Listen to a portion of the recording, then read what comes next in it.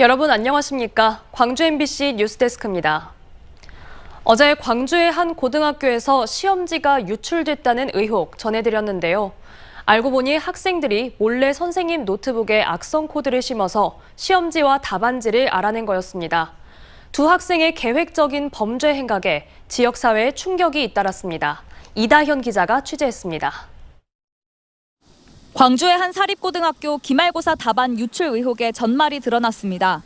이 고등학교 2학년 학생 2명은 경찰 조사에서 밤 늦은 시각에 교무실에 몰래 들어가 시험 문제를 내는 선생님들의 노트북 컴퓨터에 악성 코드를 심었다고 자백한 것으로 전해졌습니다. 일정 시간마다 노트북 화면을 캡처하는 악성 코드를 설치해뒀다가 며칠 뒤 교무실에 다시 침입해 저장된 이미지 파일들을 USB에 담아서 빼왔다는 겁니다. 이런 식으로 시험지와 답안이 유출된 과목은 현재까지 4개로 파악됩니다. 추가적인 침입이 있었는지 그리고 다른 과목도 있었는지 이 부분은 지금 계속 조사를 하고 있습니다. 두 학생 중 컴퓨터를 잘하는 한 명이 인터넷에서 내려받은 자료를 활용해 해당 악성 코드를 만든 것으로 조사됐습니다. 두 사람은 교무실 침입을 위해 위험천만한 행동도 주저하지 않았습니다. 4층으로 올라간 두 학생은 외벽 난간을 이용해 교무실 쪽으로 이동했습니다. 그리고 창문을 통해 교무실 안으로 침입했습니다. 더 좋은 성적을 받고 싶다는 비뚤어진 욕심에 학교 보안시설 역시 허무하게 뚫렸습니다. 사건 당시 교무실에 보안 시스템이 없었고 주변 복도에 CCTV도 없었습니다. 학생들이 답안이 유출됐다는 의혹을 제기하기 전까지 학교 측은 이상한 낌새조차 느끼지 못했습니다. 이번에 교실 공간 조성 사업으로 인해서 교무실 이동을 했어요. 이동하면서 그 세콤이 미설치되어 있습니다. 지금 시설을 지금 보완하고 있는. 이 소식을 들은 학생과 학부모들은 충격에 빠졌습니다. 힘들게 내신 시험을 치러놓고도 결과를 믿기 어렵게 됐고 혼란이 거듭되고 있습니다. 4년 전에도 이런 일이 또 한 번 있었던 걸로 알고 있어요. 관리를 잘했다면 이렇게까지 또 되지는 않았을 거란 생각이 드는데. 광주시 교육청은 학교 측에 시험 답안 유출에 따른 조치를 신속히 결정하라고 요청했고 해당 학교는 수사 결과가 통보되는 대로 성적관리위원회를 열어 재시험 여부 등을 정할 계획입니다. MBC 뉴스 이다현입니다. 이번에 학생들이 시험 답안지를 해킹을 통해 몰래 빼낸 학교는 4년 전에도 시험지 유출로 지역사회는 물론 교육당국에 큰 파장을 불러왔습니다. 그런데도 시험 문제와 교무실 관리 등 학교 측의 보안은 여전히 부실했던 걸로 확인됐습니다. 임지은 기자의 보도입니다. 학생들은 심야 시간 교무실 창문을 통해 최소 2차례나 침입해 교사 개인 컴퓨터에 악성 코드를 심었습니다. 교무실 창문 잠금 장치가 열려 있었고 시험 문제가 담긴 교사들의 개인 컴퓨터가 교무실 책상에 그대로 놓여 있었기에 가능했습니다. 시험 10일 전부터 교무실에 학생과 외부인의 출입을 금지하는 등 학교 측의 조치가 무색한 대목입니다. 다 이중잠금으로 되어 있고 보안이 철저하고 CCTV 다 있기 때문에 그 상황에서 일어날 가능성이 없다고 저희가 생각을 했었어요. 이 학교는 2018년 시험지 유출 사건이 발생한 이후 시험 관리 등 학교 보안을 강화한다고 했지만 실제로는 구멍이 뚫려 있던 겁니다. 인터넷에서 구한 자료를 바탕으로 문제가 된 악성 프로그램을 직접 만들었다고 진술할 정도로 학생들의 IT 실력은 빠르게 높아지고 있습니다. 그런데도 학교 내부 전산망이나 교사들 개인 컴퓨터에서 이를 차단하지 못하는 등 학교 측이나 교사들의 수험 관리는 너무도 안이했다는 지적이 나오고 있습니다. 문제가 있으면 처벌을 해야 되겠고 이제 공정성을 위해서는 재시험도 볼 필요가 있겠죠. 4년 전 시험지 유출 사태에 대한 솜방망이 처벌도 이번 사태를 불러온 또 다른 원인으로 지목됩니다. 당시 광주교육청은 교장과 교감 등 관련자들에 대해 중징계를 요구했지만 학교 측은 견책과 불문 경고 등 형식적인 처벌에 그친 것으로 확인됐기 때문입니다. 4년 전에 이어 또다시 터진 시험 답안 유출 사태. 광주 교육에 대한 불신은 물론 수시 등 대입 전형을 앞둔 지역 수험생들의 걱정은 더욱 커지게 됐습니다. MBC 뉴스 임지은입니다. 빛가람 혁신도시에 있는 한국에너지공대 자녀 부지에 부영주택이 대규모 아파트 건설을 추진하면서 특혜 시비가 끊이질 않고 있습니다. 에너지공대 부지를 제공하면서 전라남도와 나주시, 부영주택이 맺은 협약을 공개하라는 요구와 소송이 진행됐는데 전라남도와 나주시가 결국 공개하는 쪽으로 가닥을 잡고 부영 측에도 이런 입장을 전달했습니다. 우종훈 기자가 취재했습니다. 전라남도와 나주시 부영주택은 부영이 가진 골프장 부지 75만 제곱미터 중 40만 제곱미터를 한국에너지공대에 무상 기증하기로 지난 2019년 협약을 맺었습니다. 그런데 이후 부영주택이 남은 골프장 부지에 5,200여 세대 아파트를 짓겠다고 용도 변경을 신청하며 특혜 논란이 일었습니다.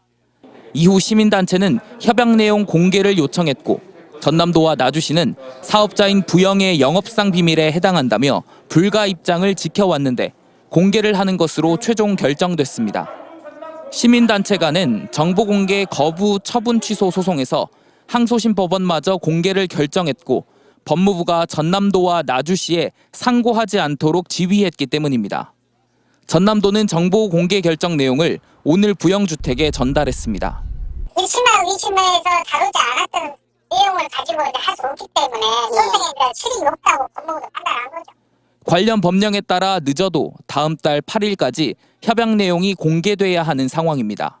하지만 부영주택의 재심 청구가 보장돼 있어 부영이 반발하면 협약을 공개하기까지 시간이 더 걸릴 수 있습니다.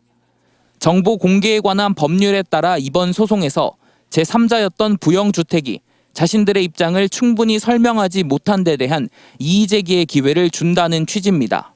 부영주택은 오는 28일까지 전라남도에 우선적으로 협약 비공개를 요청할 수 있고 재심을 신청할지는 30일 안에 결정해야 합니다.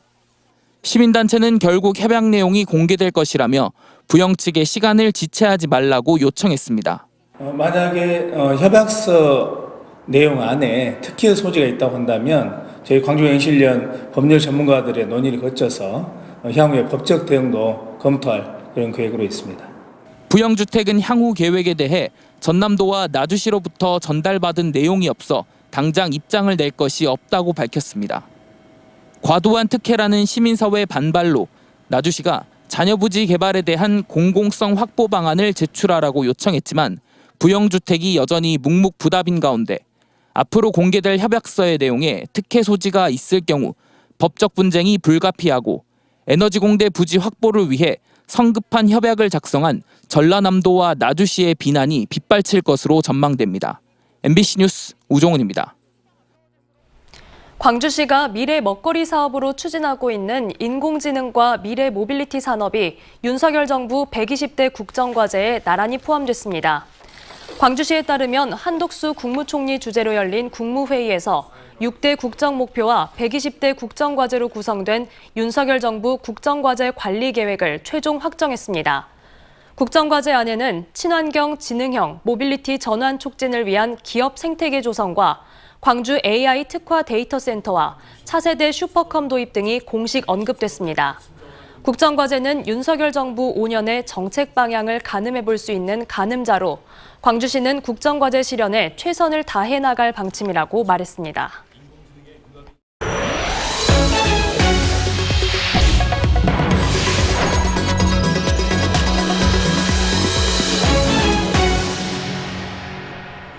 오늘 새벽 여수의 한 아파트 지하주차장에서 불이 났습니다. 불은 30분 만에 꺼졌지만 한밤중 잠에서 깬 주민 100여 명이 대피하는 소동이 벌어졌는데요. 무더운 여름철 엔진 과열이 주요 원인으로 추정됩니다. 김단비 기자입니다. 아파트 지하주차장. 주차된 승용차에서 갑자기 불꽃이 번쩍이더니 새까만 연기가 천장으로 치솟습니다. 승용차는 순식간에 불길에 휩싸였습니다. 여수시 소호동의 한 아파트 지하주차장에서 불이 난 건 오늘 새벽 1시 20분쯤. 인명피해는 없었지만 연기가 번지면서 집안에 있던 주민 100여 명이 밖으로 대피했습니다. 한밤중 가까스로 몸만 빠져나온 주민들은 놀란 가슴을 쓸어내려야 했습니다. 문을 두드려서 나가보니까 매콤한 사가 났어요. 그래서 지하실에 불났다고 빨리 대피하라 그러더라고요. 지하실에서 많이 갖고 앞을 볼 수가 없었습니다. 불은 승용차 전부를 태우고 양옆에 주차된 차량까지 그을린 뒤 30여 분 만에 진화됐습니다. 소방당국은 엔진룸에서 불이 시작된 것으로 보고 있습니다. 엔진 과열이 유력한 원인 중 하나로 폭염과의 연관성도 배제할 수 없습니다. 여러 가지가 추정되는데요. 네. 운전석 아래, 엔진 부분 아래 거기에서 뭐가 한번 튀겨서. 경찰과 소방당국은 정확한 화재 원인을 조사하는 한편 소방시설이 정상적으로 작동했는지 여부도 확인할 계획입니다.